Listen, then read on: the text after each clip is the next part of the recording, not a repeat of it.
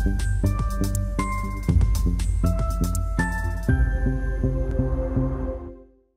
Simulation הוא תוסף מובנה ב-SolidWorks שמאפשר לבצע אנליזות צרימה בסביבת המודל.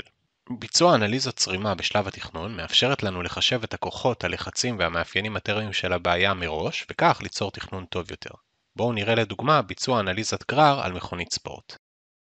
הגדרת האנליזה מתבצעת בקלות על ידי שימוש בוויזארד בו נגדיר את התנאים המתמטיים של הבעיה, כמו למשל את סוג הבעיה, הזורמים המשתתפים ותנאי הסביבה כגון לחצים, מהירויות ומאפייני טורבולנציה.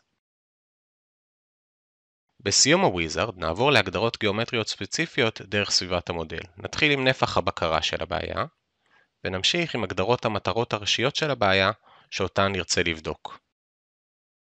לסיום, נבצע את הרישות הנדרש לבעיה.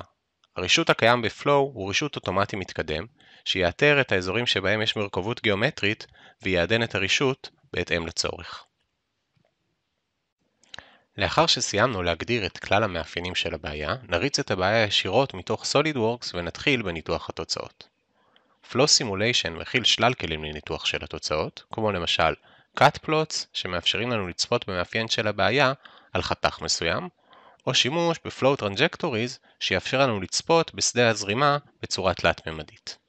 בנוסף לבעיות אווירודינמיות, ניתן ליישם את היכולות של Flow לגופים סובבים, לאנליזות קירור של מארזים אלקטרוניים, אנליזות חוזק מבוססות זרימה באמצעות SolidWorks Simulation, חישוב של תהליכי זרימה תלויים בזמן, חישובי מיזוג אוויר לסביבות שונות, כמו למשל לדאטה סנטרס, אנליזות Free Surface, שבהן זורמים במצבי צבירה שונים חולקים את הסביבה, ואופטימיזציות של מגוון ניסויים בצורה שיטתית עם כלים ייעודיים. לסיכום, שימוש באנליזות הזרימה של Flow Simulation מאפשר למתכנן להבין התנהגות המוצר טוב יותר, וכך לתכנן את המוצר בצורה יעילה ומדויקת.